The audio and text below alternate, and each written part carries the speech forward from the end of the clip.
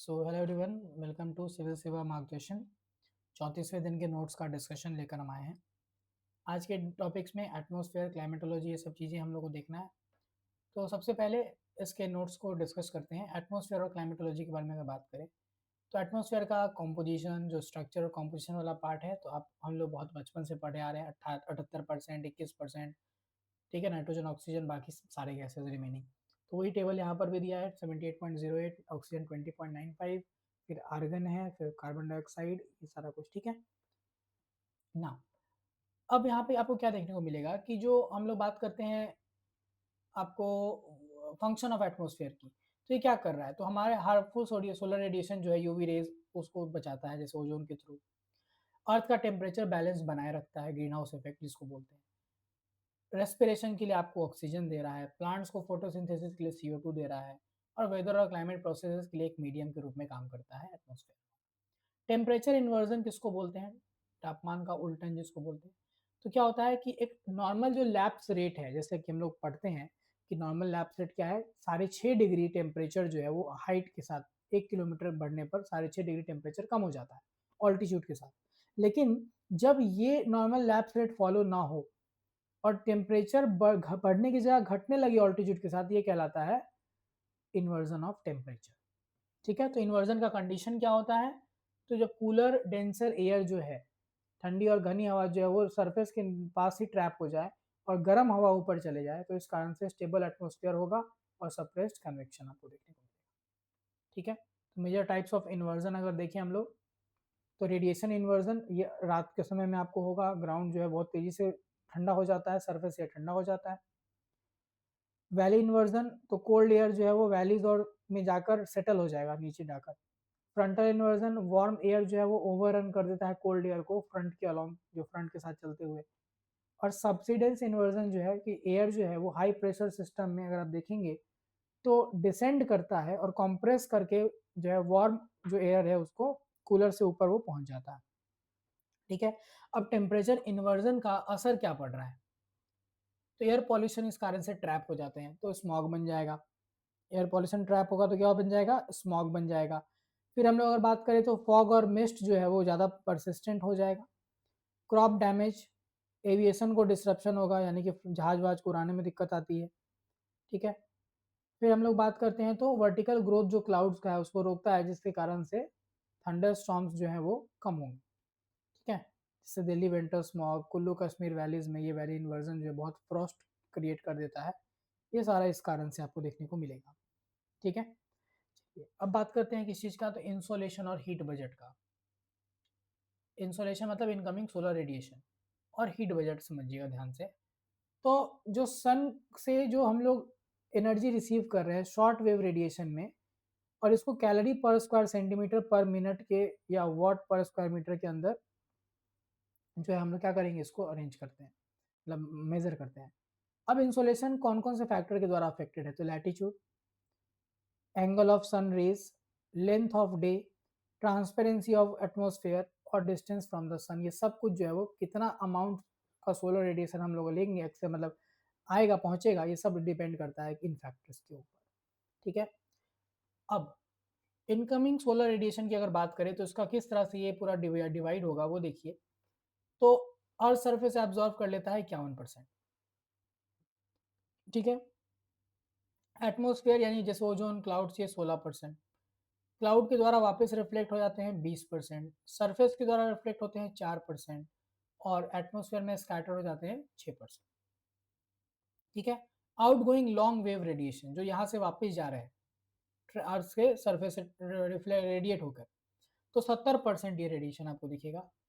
Latent heat यानी evaporation या condensation 23% उसमें चला गया, और सेंसिबल हीट ट्रांसफर जो है वो 7%। ठीक है, तो टोटल आउटपुट 100% हो गया, और अर्थ का एनर्जी बजट क्या हो गया? बैलेंस हो गया। ठीक है, एल्बिडो, एल्बिडो जो है क्या होता है कि कितना परसेंट जो है आप वापस जो रेज है, मतलब जो लाइट है उसको वापस भेज दिए रेडिएशन को। ठीक है, तो सरफेस और एल्बिडो परसेंटेज कितना वापस भेज सकते हैं, तो फ्रेश स्नो 80 से 90% एल्बिडो रेट होता है। डेजर्ट सैंड 30 से 50% की हम लोग बात करते हैं।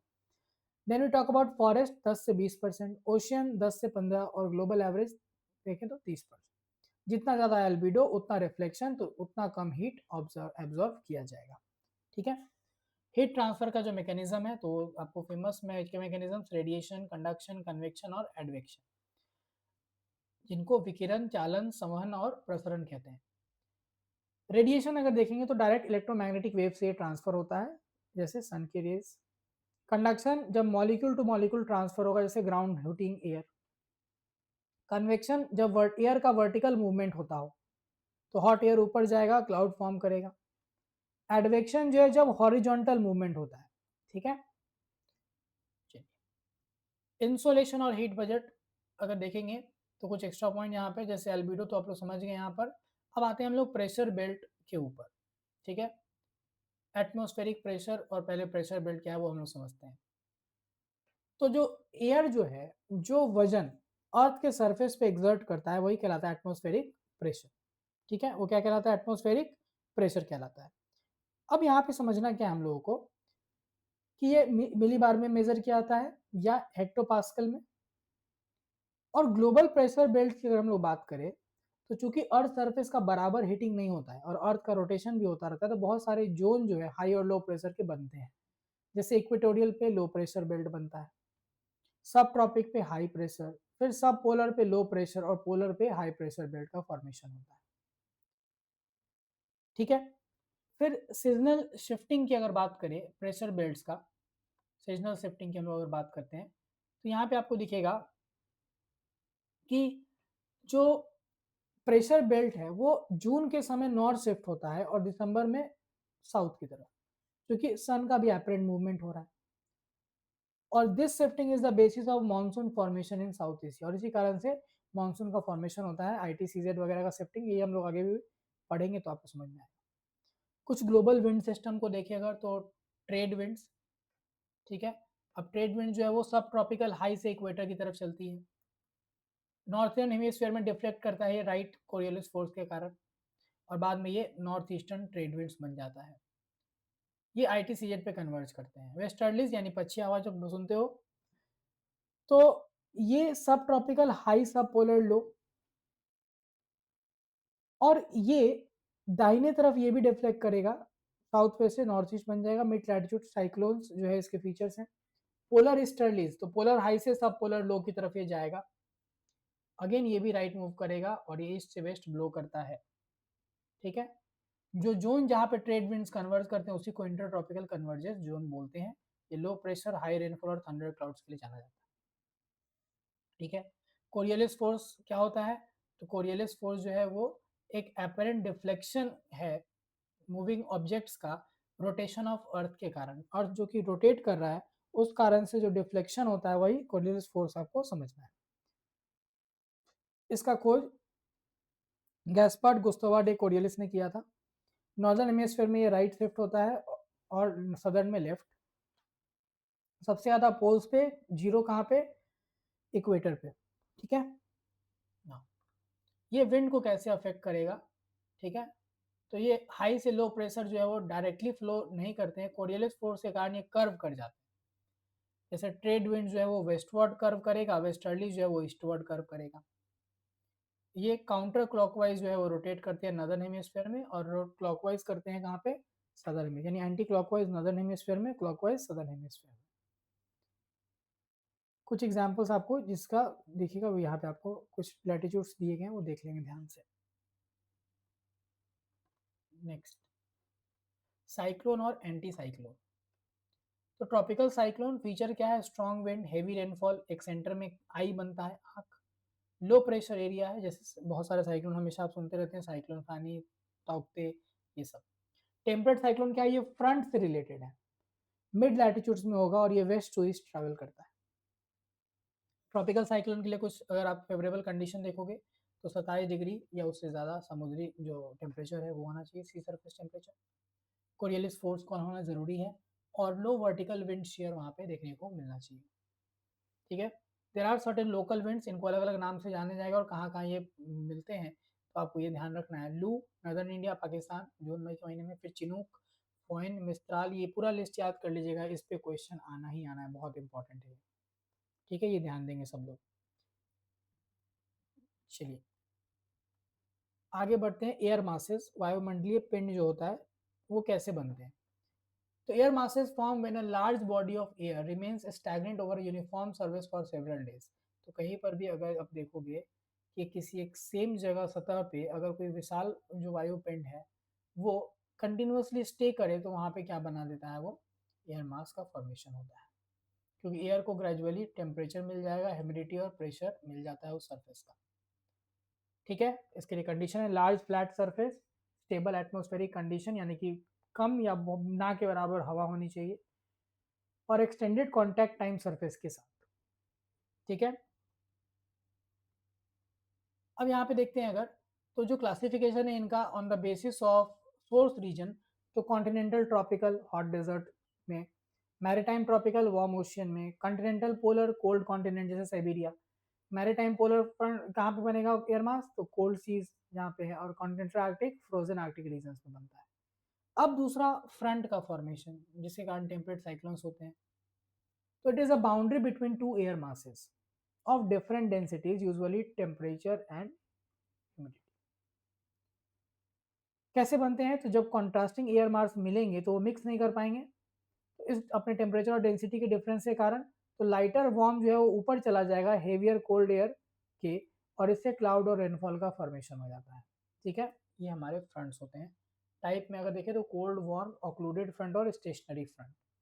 ठीक है, साइक्लोन्स का फॉर्मेशन, ट्रॉपिकल साइक्लोन्स जो है हम लोग ऑलरेडी देखेंगे, अगर तो 5 से 15 डिग्री लैटिट्यूड में रहेगा, लो प्रेशर वार्म ओशन में अगर बना हुआ है तो latent heat condensation of moisture से सोर्स का फ्यूल उसको मिलता है कहीं ना कहीं, मैकेनिज्म हवा उठा, कंडेंस हुआ, प्रेशर ड्रॉप किया, एयर रस तेजी में भागेगा उसको भरने के लिए, और कोरियोलिस फोर्स के कारण रोटेशन होगा तो साइक्लोन काम करना शुरू कर देगा। स्ट्रक्चर में देखेंगे तो सबसे बीच में आई, फिर आई वॉल और फिर स्पाइरल बैंड्स। ठीक है, टेम्परेट या एक्स्ट्रा ट्रॉपिकल साइक्लोन जो बोलते हैं, तो उसके लिए 30 से 60 डिग्री लैटिट्यूड का लोकेशन जो है वो पोलर फ्रंट के अलॉन्ग ये होगा जहाँ वार्म वेस्टर्ली जो है वो पोलर ईस्टर्ली जो कोल्ड है उससे मिलते हैं। ठीक है, ट्रिगर तो फ्रंटल डिस्टर्बेंस होगा जो कि लो प्रेशर सेंटर डेवलप हो जाएगा, और ये वेस्ट टू ईस्ट मूव करेगा वेस्टर्लीज के अंदर। ठीक है, Europe, north America, north India में आपको ये देखने को मिलता है। जेट स्ट्रीम, जेट स्ट्रीम क्या है, तो fast flowing narrow air current है ये, जो अपर ट्रोपोस्फेयर में 9 से 14 किलोमीटर में ये चलता है ट्रोपोपॉज के पास। कैसे बनता है, तो शार्प टेम्परेचर ग्रेडियंट यानी बहुत ज़्यादा अगर डिफरेंस है टेम्परेचर का तो उसके केसेस में ये रिजल्ट उसके रूप में ये बन जाता है। प्रेशर ग्रेडियंट फोर्स और कोरियोलिस इफेक्ट से ये विंड की स्पीड को 150 से 400 किलोमीटर प्रति घंटे तक लेके चले जाते हैं। ठीक है, सब tropical jet stream 30 degree latitude पे इंडियन मानसून के वापसी के समय इसका रोल है। Polar jet stream 60 degree latitude, ये मिड लैटिट्यूड साइक्लोन्स को ड्राइव करता है। ट्रॉपिकल ईस्टर्ली जेट स्ट्रीम ये इंडिया में मानसून के दौरान रहता है, और वेस्टर्ली जेट स्ट्रीम जो है वो वेस्टर्न डिस्टर्बेंस को नदर्न इंडिया में लेकर आता है जो मेडिटेरियन सी से ओरिजिनेट होता है। ठीक है, ये समरी टेबल था, आप इसको देख सकते हैं। देन है ड्यू, फ्रॉस्ट, फॉग और मिस्ट। ड्यू क्या है, लिक्विड ड्रॉपलेट 0 डिग्री टेम्परेचर के ऊपर जब विजिबिलिटी आपको क्लियर रहती है, और ये कोल्ड सरफेस पे जब कंडेंसेशन होता है तब। फ्रॉस्ट के लिए आइस क्रिस्टल इसको बोलते हैं, स्टेट में रहता है 0 डिग्री से कम, विजिबिलिटी तो रहेगी, ये जब कोल्ड सरफेस पे सब्लिमेशन होता है तब। फॉग वाटर ड्रॉपलेट्स के स्टेट में रहेगा, ड्यू पॉइंट के अराउंड टेम्परेचर होना चाहिए, 1 किलोमीटर से कम की विजिबिलिटी रहेगी, और थिक एयर सैचुरेशन। मिस्ट में भी वाटर ड्रॉपलेट 1 किलोमीटर से ज़्यादा का रहता है विजिबिलिटी, लेकिन सैचुरेशन जो एयर का है वो कम रहेगा। ठीक है, फिर क्लाउड्स, क्लाउड्स की कैटेगरी यहाँ पे आपको दी गई है, जैसे सीरस या सीरोस्ट्रेटस वो 6000 अगर आप देखेंगे मीटर से ऊंचा, आइस क्रिस्टल और कोई रेन यहाँ पे नहीं। मिडिल फैमिली अगर क्लाउड्स की बात करेंगे तो एलोस्ट्रेटस और एल्टोक्यूमुलस 2000 से 6000 मीटर, और वाटर और आइस यहाँ पे देखने को मिलेगा। फिर है लो फैमिली में अगर बात करेंगे तो स्ट्रेटस और स्ट्रेटोक्यूमुलस 2000 मीटर से कम और ओवरकास्ट कंडीशंस। वर्टिकल में क्यूमुलोनिम्बस जहाँ पे थंडर क्लाउड्स, हेवी रेनफॉल, आपको हेल भी वहाँ पे हेल स्टॉर्म्स भी देखने को मिलेंगे आपको, ओलावृष्टि। ठीक है, तो थंडर स्टॉर्म और साइक्लोन से रिलेटेड कौन सा है, क्यूमुलोनिम्बस। रेनफॉल के प्रकार, कन्वेक्शनल रेनफॉल ये क्या है, तो अगर बहुत ज़्यादा अर्थ सरफेस हीट अप हो चुका है तो एयर को कॉन्स्टेंटली ऊपर की तरफ ढकेलेगा, ठीक है। जब एयर कूल करेगा कंडेंस होकर बारिश में फॉर्म होगा, ये सबसे कॉमन है। ओरोग्राफिक रेनफॉल होता है जब हाइट के बेसिस पे ये होता है, तो किसी माउंटेन या हिल बैरियर के ऊपर जब कभी आपको दिखेगा कि मॉइस्ट एयर को फोर्स किया जाएगा वो चलने के लिए, तो उस केस में वहाँ पर वो क्या करेंगे, वहाँ पर वो बारिश कर देते हैं। फ्रंटल रेनफॉल होता है किसके थ्रू, अगर आप बात करेंगे तो टेम्परेट साइक्लोन में जहाँ पे two air masses contrasting temperature और ह्यूमिडिटी के मिलते हैं तो फ्रंट बनाएंगे और उस कारण से फिर क्या होगा, वाइड स्प्रेड मॉडरेट रेनफॉल आपको होगा। हमारे यहाँ पे वेस्टर्न डिस्टर्बेंस के थ्रू जो रेनफॉल होता है वो इसके अंदर ही होता है, ठीक है। क्लाइमेटिक जोन्स की बात करें हम लोग, तो कोपेन का क्लासिफिकेशन बीपीएससी पूछ चुका है ऑलरेडी, ये आप याद कर लीजिएगा, नाम इसका साइन याद कर लीजिएगा। AM tropical monsoon, AWAS tropical savanna, BSH semi arid, BWH arid, CWA sub tropical humid with dry winter, CFA sub tropical humid with no dry season, और H मतलब हाईलैंड क्लाइमेट। ये कोपन के classification पे question पूछा हुआ है, ये आपको यहाँ शॉर्ट में लिखा हुआ है, आप देख लीजिएगा किस एरिया में भी पाया जाता है, इसको याद करना बहुत जरूरी है, ठीक है। अगला है हमारा मिट्टी के प्रकार, सॉइल के टाइप्स। एलोवियल सॉइल कैरेक्टरिस्टिक क्या है, फर्टाइल, लाइट से मीडियम ग्रे, पोटास में बहुत रिच होता है, नाइट्रोजन में पुअर होता है, ठीक है। पंजाब, हरियाणा, यूपी, बिहार इन सब जगह पे मिलेगा आपको। Major crop rice, wheat, sugar cane, jute और पल्सेस। ब्लैक सॉइल या रेगूर, ठीक है, या इसको कॉटन सॉइल भी बोलते हैं, ये डीप ब्लैक होता है बसाल्टिक ओरिजिन के कारण, क्लेई और क्रैक रहता है ड्राई सीजन में, मॉइस्चर रिटेंशन काफी ज्यादा कैपेसिटी है, महाराष्ट्र एमपी मतलब वो डेक्कन वाला एरिया में आपको देखने को मिलेगा। कॉटन, सोयाबीन, बाजरा, oil seed. Red soil, iron oxide के कारण ये लाल कलर का होता है। तमिलनाडु, अगर बात करें कर्नाटका, आंध्रा, उड़ीसा यहाँ पे मिलेगा। पोरस होता है, एसिडिक होता है और ह्यूमस कम होता है इसमें, फर्टाइल ज्यादा नहीं रहता है। लेटराइट, लीच्ड हो जाता है, मतलब पानी की रिसावट से आपको दिखेगा इसका फॉर्मेशन, और कहीं ना कहीं लाइम इसमें कम रहेगा, पोटास रहता है, जहाँ पे बहुत ज़्यादा रेनफॉल रहता है वहाँ पे ये मिलेगा आपको। टी कॉफ़ी वगैरह के लिए जैसे आप देखेंगे ऊटी वगैरह इस समय ये सॉइल आपको मिलेगा तमिलनाडु कर्नाटका के कुछ एरियाज में। डेजर्ट सॉइल, सैंडी, लो ऑर्गेनिक मैटर, सलाइन होता है कुछ एरियाज में, जैसे राजस्थान, गुजरात इन सब जगहों पे मिलेगा, बाजरा ये सब चीज़ जो है वो पाया जाएगा। माउंटेन सॉइल, हिली एरियाज में एसिडिक होते हैं, ऑर्गेनिक मैटर जो वैलीज में वहाँ पे रिच होते हैं, वो जम्मू कश्मीर, हिमाचल, उत्तराखंड ये सब जगह पे आपको देखते हैं। पीटी एंड मार्शी सॉइल की अगर बात करें तो dark high organic content, drainage poor रहता है और एसिडिक फॉर्म में मिलते हैं आपको। केरला, वेस्ट बंगाल में सुंदरबंस, उड़ीसा, बिहार में भी देखने को मिलता है। सलाइन और अल्कलाइन सॉइल जो है जो सॉल्ट कंटेन करते हैं, एग्रीकल्चर के लिए फिट नहीं होता है, और वाइट क्रस्ट जो है वो सरफेस पे देखने को मिलता है, ठीक है। सॉइल फॉर्मेशन के लिए जो फैक्टर्स हैं ये सारे फैक्टर्स इंपॉर्टेंट हैं, इस पे भी क्वेश्चन पूछता है कौन कौन सा फैक्टर होगा, तो पैरेंट रॉक जो बेड रॉक मटेरियल होगा, क्लाइमेट, रिलीफ या टोपोग्राफी, बायोलॉजिकल एक्टिविटी, ठीक है, टाइम और ह्यूमन एक्टिविटी जिसके थ्रू सॉइल का फॉर्मेशन होता है।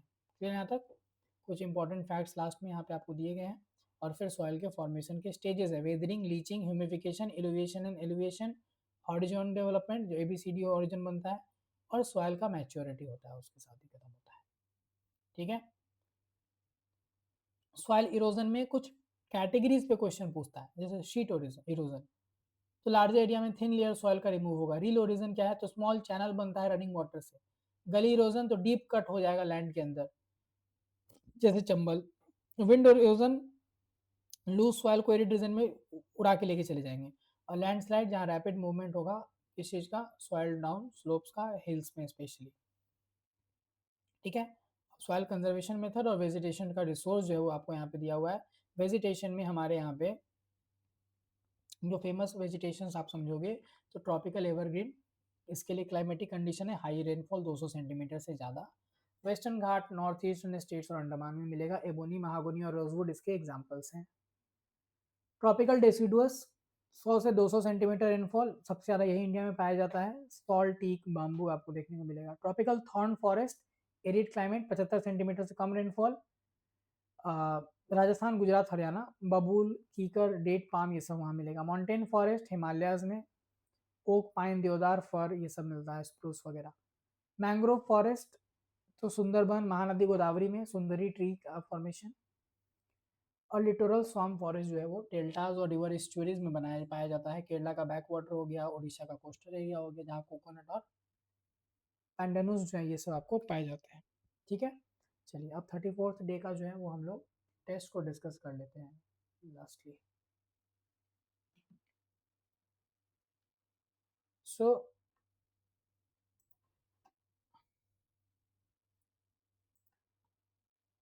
एक सेकेंड,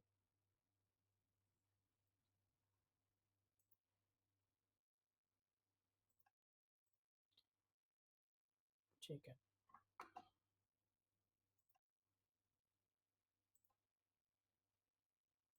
चलिए पहला क्वेश्चन कह रहा है कि इनमें से कौन सा सबसे अच्छी तरह से एक्सप्लेन करता है कि अर्थ का एटमॉस्फेयर हम लोग को मेटेओर से कैसे बचाता है। तो देखिए, जो एटमॉस्फेरिक गैस के साथ जो फ्रिक्शन होता है, जिस कारण से आपको बोला था कि वो जल भी जाते हैं, तो ब्रेट्योर्स को वो जला देते हैं, तो सरफेस आने तक पहले वो क्या हो जाएंगे, कंप्लीटली जल जाएंगे। कभी कभी कुछ कुछ टुकड़ा जो है वो आपको देखने होगा कि आके नीचे गिरता है। ठीक है, which of the following modes of heat transfer allows energy to travel through a vacuum without the need for a medium। तो रेडिएशन के लिए कोई मीडियम की जरूरत नहीं है, बाकी के लिए मीडियम की जरूरत पड़ेगी, इसलिए सी। Which of the following describes the transfer of heat through the horizontal movement of air or water।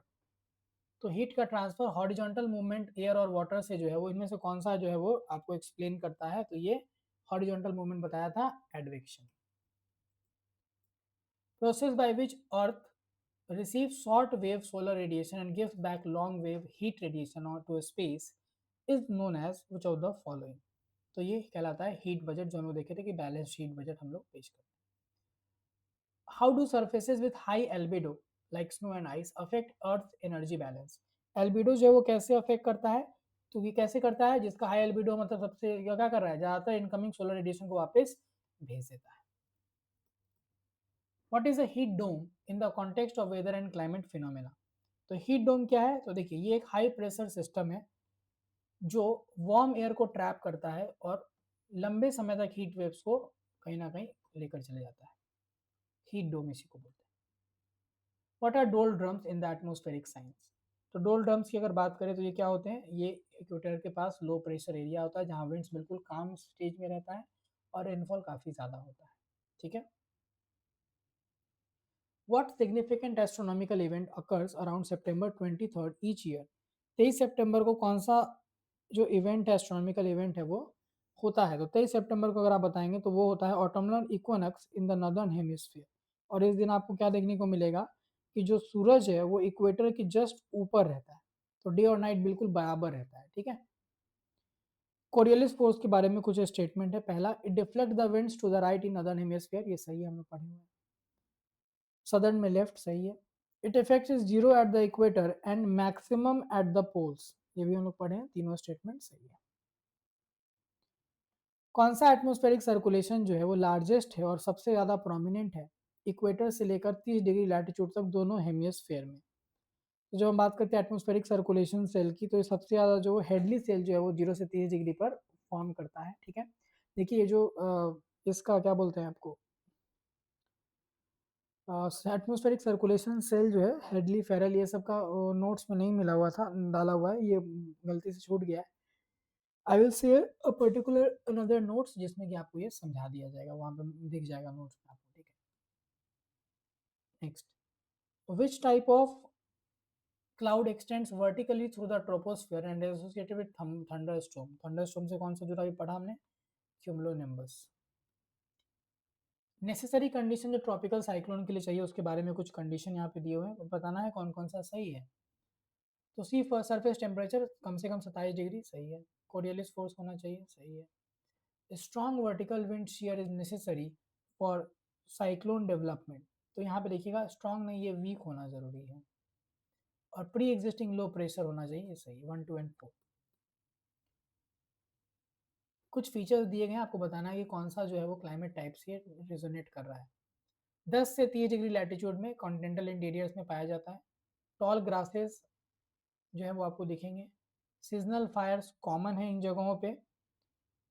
Cattle pastoralism जो है वो फॉलो होता है। उसके बाद ये दुनिया के लार्जेस्ट टेरेस्ट्रियल एनिमल जो है उनके लिए ये प्रवासी भी है, होम भी है। तो ये कौन से फीचर्स के बारे में बात हो रही है? तो ये बात हो रही है किसके, ट्रॉपिकल ग्रासलैंड की। किसकी? ट्रॉपिकल ग्रासलैंड, जिसको सवाना क्लाइमेट भी बोलते हैं। कार्बन डाइऑक्साइड का अमाउंट जो इंक्रीज हो रहा है एयर में, जो टेम्परेचर को बढ़ाता है, क्यों? क्योंकि वो क्या ऑब्जर्व करता है ऐसा, तो ये जो इंफ्रारेड पार्ट है सोलर रेडिएशन का ना, उसको ये ऑब्जर्व कर लेता है, इसके लिए टेम्परेचर जो है वो बढ़ जाता है। सीजनल रिवर्सल ऑफ विंड जो है टिपिकल कैरेक्टरिस्टिक है किस क्लाइमेटिक फिनोमेना का? मानसून का है। इजी क्वेश्चन है। The days are generally similar, clear and sunny mornings followed by intense heat at midday. By afternoon, thick clouds gather, leading to heavy shower with thunder and lightning. The rain is brief but intense and occurs almost daily. ये किस climatic reason को सबसे अच्छी तरह से describe कर रहा है? ठीक है, तो अगर बात करेंगे तो ये जो इक्वेटोरियल रेन फॉरेस्ट है उसको डिस्क्राइब करता है, इसीलिए वहाँ पे बहुत ज़्यादा वेजिटेशन घना होता है। अर्थ एटमॉस्फेयर की कॉम्पोजिशन की बात करें अगर, तो नाइट्रोजन जो है सबसे ज़्यादा अबंडेंट गैस है, 78% के आसपास नाइट्रोजन है, ये बिल्कुल सही है। ऑक्सीजन सेकेंड मोस्ट, सही है। बाकी कार्बन डाइऑक्साइड वगैरह है, ये भी सही है। और कार्बन डाइऑक्साइड जो है ग्लोबल वार्मिंग के लिए मेजर रोल प्ले करता है, इवन कम परसेंटेज होने के बावजूद भी, ये भी सही है। The Chapman cycle explains the formation and breakdown of which atmospheric component. तो चैपमैन साइकिल जो है वो क्या चीज एक्सप्लेन करता है? ये ओजोन को एक्सप्लेन करता है। किसको? ओजोन को। Which of the following lines is internationally recognized as a boundary between Earth's atmosphere and outer space located at an altitude of 100 km within the temperature? तो ये कौन सा लाइन है? कर्मन लाइन है, जिससे कि डिजिग्नेट होता है कि यहाँ से अब थर्मोस, ये जो है क्या बोलते हैं उसको, अर्थ का एटमोस्फेयर जो है वो खत्म हो गया, अब आउटर स्पेस शुरू हो गया। Radio waves transmitted from Earth are reflected back to the surface by which layer? किस लेयर से रेडियो वेव्स वापस चले जाते हैं? तो जहां आयंस का प्रेजेंस होता है ionosphere. What are the lines on a weather map called the connect places with equal atmospheric pressure? देखिए प्रेशर को जो कनेक्ट करता है बराबरी, उसको क्या बोलते हैं? आइसोबार्स बोलते हैं। टेम्परेचर वाले को आइसोथर्म्स बोलते हैं। What is the name of hot and dry local wind that descends the eastern slope of Rocky Mountains in US and Canada? ठीक है, तो ये चिनूक जो वहाँ का सबसे फेमस, अगर आप देखेंगे तो जो लोकल विंड है Chinook. Next, what is the name of strong rapidly moving air current that flows in a narrow belt in the upper troposphere near tropopause? पढ़े थे हम लोग, jet stream. What are tropical cyclones called when they occur over the western Pacific Ocean and the South China Sea? तो इन oceans, tropical cyclones को जब ये south China सी या वेस्टर्न, अगर आप पैसिफिक ओशियन की बात करेंगे तो वहाँ इनको टाइफून्स के नाम से जानते हैं। Why do cyclones form less frequently over Arabian Sea as compared to Bay of Bengal? तो साइक्लोन का फॉर्मेशन हमारे आसपास में बे ऑफ बंगाल में ज़्यादा होता है, अरेबियन सी में कम होता है। इसका क्या वजह हो सकता है? तो देखिए बे ऑफ बंगाल का जो सी सरफेस टेम्परेचर है वो ज़्यादा वार्म है, हायर ह्यूमिडिटी भी वहाँ पे है, और साइक्लोन फॉर्मेशन को ये कहीं ना कहीं सपोर्ट करता है। ठीक है।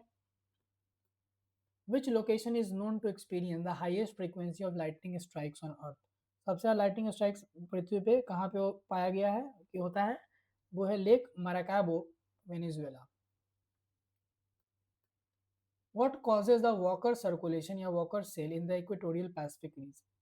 तो वॉकर सेल क्यों होता है? क्योंकि प्रेशर डिफरेंस जो है, क्या है? प्रेशर डिफरेंस जो होता है ईस्टर्न पैसिफिक में जहाँ हाई प्रेशर रहता है और वेस्टर्न पैसिफिक में जहाँ लो प्रेशर रहता है, उस कारण से वॉकर सेल ओरिजिनेट होता है। ट्रोपोस्फेयर के बारे में कौन सा स्टेटमेंट जो है वो गलत है? So it is the densest layer, सही है। टेम्परेचर इंक्रीजेज विथ अल्टीट्यूड, गलत। डिक्रीज करता है, 6.5 डिग्री सेल्सियस पर किलोमीटर डिक्रीज करेगा। ठीक है, ये इनकरेक्ट हो गया। जो the following statement best describe the stratosphere? सबसे अच्छी तरह से स्ट्रेटोस्फेयर को कौन डिस्क्राइब करता है? तो इसका अगर हम देखेंगे ऑप्शंस में, तो आप देखेंगे कि स्ट्रेटोस्फेयर में सबसे इंपॉर्टेंट चीज़ ये होता है कि जो ओजोन का प्रेजेंस होता है, और ये हार्मफुल यूवी रेडिएशन को एब्जॉर्ब करते हैं और उसको इंडिया मतलब उसको अर्थ के सरफेस तक आने नहीं देते हैं। ठीक है। Which of the following factors directly influences the amount of insolation received at the earth surface? इनमें से कौन सा जो फैक्टर है वो डायरेक्टली अफेक्ट करता है किस चीज को, जो कितना इंसोलेशन अर्थ से रिसीव होगा उसको? तो जो सोलर ऑल्टीट्यूड आपको पता है ना, एंगल है सन के रेस का, वो इंपॉर्टेंट है। डिस्टेंस फ्रॉम ओशियन नहीं, डिस्टेंस फ्रॉम सन होना चाहिए यहाँ पे, तो सही होगा। ठीक है। Scientific study of soil in their natural environment is known as, तो सॉइल का साइंटिफिक स्टडी को बोलते हैं पेडोलॉजी। क्या बोलते हैं? Pedology. Which are the following are major factors influencing soil formation in India? Soil formation को इन्फ्लुएंस करने वाला मेजर जो फैक्टर है वो क्या है इनमें से? पैरेंट मटेरियल था, रिलीफ या टोपोग्राफी की जब हम बात करते हैं तो ये भी था, क्लाइमेट भी था, नेचुरल वेजिटेशन भी था। तो 1 2 3 एंड 4 होगा इसका आंसर। ठीक है। नेक्स्ट, व्हाट इज भांगर इन the context of Indian soil and physiography? ठीक है, भांगर क्या होता है, किस कॉन्टेक्स्ट में हम लोग बात कर रहे हैं? इंडियन सॉइल और फिजियोग्राफी के बारे में, तो भारतीय मिट्टी और भौतिक विज्ञान के बारे में। तो जब आप देखेंगे तो इसमें अगर आप देखेंगे भांगर के बारे में, तो भांगर जो है वो ओल्डर एलुवियम होता है जो फ्लड प्लेन्स के टेरेसेस पे पाए जाते हैं। किसके? फ्लड प्लेन्स के टेरेसेस पे पाए जाते हैं भांगर। ठीक है। जिसमें कि आपको देखिएगा कि कैल्सीरियस कंक्रीशन जैसे कंकर वगैरह होते हैं जो वेदरिंग से निकल कर आया हुआ है। उसी तरह खादर क्या होता है? तो खादर भांगर जो हम लोग बात करते हैं, तो खादर इज द न्यूअर एलुवियम। ठीक है, खादर क्या है? न्यूअर एलुवियम जो रिवर्स के द्वारा लाया जाता है। What gives red soil it's characteristic red colour? तो रेड सॉइल को ये रेड कलर क्यों मिला है? तो ये आप ऑलरेडी पढ़े हम लोग, आयरन ऑक्साइड के प्रेजेंस के कारण। Which type of soil is form under condition of high temperature, heavy rainfall और इंटेंस लीचिंग? लेटराइट सॉइल, ये पढ़ाया था अभी थोड़ी देर पहले। Which of the following are main natural and human induced agent responsible for soil erosion? soil erosion के लिए इनमें से कौन नेचुरल और ह्यूमन इंड्यूस्ड एजेंट्स हैं? तो अगर आप देखोगे तो पांचों ही एजेंट इसमें है, वाटर भी है, विंड भी है, सी वेव भी है, ग्लेशियर भी है और शिफ्टिंग कल्टीवेशन भी है। In which type of forest do trees not shed their leaves simultaneously due to high heat and humidity, और इस कारण से मेसोफिटिक वेजिटेशन को सपोर्ट हो जाता है? तो अगर ये बात करेंगे आप, तो ट्रॉपिकल एवरग्रीन फॉरेस्ट में कभी भी ट्रीज एक साथ अपना मतलब एक बार में जो है जो पत्ते हैं उसको नहीं छोड़ते हैं, गिराते नहीं। What is polar vertex? Polar vertex क्या है? तो देखिए पोलर वर्टेक्स क्या है कि ये जो कोल्ड एयर अर्थ के पोल्स पे है उस एरिया के आसपास एक लार्ज एरिया बन जाता है लो प्रेशर का बिकॉज ऑफ कोल्ड एयर, तो वही कहलाता है polar vertex. What is the atmospheric phenomena called where dust, smoke, and other dry particles reduce the clarity and visibility of the sky? ठीक है, तो डस्ट के कारण ये हो रहा है, इसको बोलते हैं हेज बोलते हैं। ठीक है, हेज बोलते हैं। What is an air mass in meteorology? Air mass किसको बोलते हैं? A large body of air with relatively uniform temperature and humidity characteristic। जब बहुत लंबे समय तक किसी स्पेस पे रहता है तो वहाँ का वो कंडीशन एक्वायर कर लेता है, उसी को एयर मास बोलते थे। साइक्लोनिक रोटेशन के बारे में स्टेटमेंट है। तो नदर्न हेमिस्फेयर में अगर आप देखोगे तो कह रहा है कि जो टेम्परेट साइक्लोन है वो काउंटर क्लॉकवाइज घूमते हैं अपने सेंटर के अराउंड। ठीक है, सही है स्टेटमेंट। सदर्न हेमिस्फेयर में ये क्लॉकवाइज घूमते हैं, बिल्कुल सही है। Direction of cyclonic rotation is influenced by the Coriolis effect, this is also correct. The description is small broad leaves या xerophytic vegetation, presence of vineyards and orchards and crop cultivation like wine grapes best corresponds to which type of climate? तो ये Mediterranean climate का एक feature है। आपको कहाँ का है? मेडिटेरेनियन क्लाइमेट का। What is the name of the rate at which temperature decreases with increasing altitude? तो नॉर्मल लैप्स रेट इसको बोलते हैं। क्या बोलते हैं? लैप्स रेट बोलते हैं।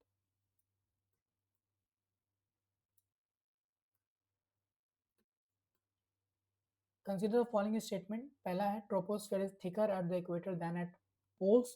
तो हम बात करते हैं ट्रोपोस्फेयर जो है वो थिकर होता है, बिल्कुल सही है, इक्वेटर पे। और this is due to stronger solar heating and convection currents at the equator. ठीक है, तो दोनों स्टेटमेंट जो है वो सही है यहाँ पर। The regions of Burgundy, Alsace and Champagne in France are world famous for the production of. ठीक है, तो ये आप नाम से समझ गए होंगे, शैंपेन नाम से wines. What are the roaring forties? Roaring forties क्या है? तो रोडिंग फोर्टीज की जब हम बात करते हैं तो ये स्ट्रॉन्ग वेस्टर्ली विंड्स है जो 40 से 50 डिग्री लैटिट्यूड में सदर्न हेमिस्फीयर में पाए जाते हैं।